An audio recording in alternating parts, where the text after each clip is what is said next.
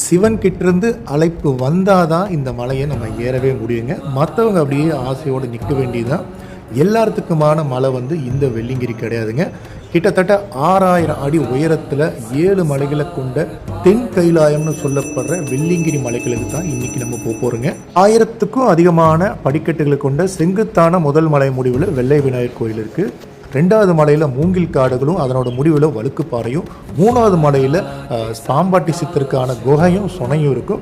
4வது மலையிலேருந்து சவனா இருக்கும். 4வது மலையில் ஒட்டன் சித்தருக்கான சமாதியும், 5வது மலையில் பீமன் கலியுரண்டையும், 6வது மலையில் சேத்திலி குகையும் ஆண்டி சுனை இருக்கும். அந்த சுனையில் குளிச்சுட்டு நம்ம அந்த 7வது கடினமான மலையை ஏறும்போது உச்சியில் 3 பாறைகள் இயற்கையாக அமைஞ்சதில் அந்த குகையில் 3 சிவலிங்கங்கள் இருக்கும். சுயம்புவாக இருக்கிற அந்த சிவலிங்கங்களை கும்பிடும்போது நமக்கு ஆன்மீக உணர்ச்சி பெருக்கெடுத்து ஓடுங்க.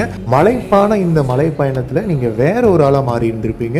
ஓம் நமக் சிவாய.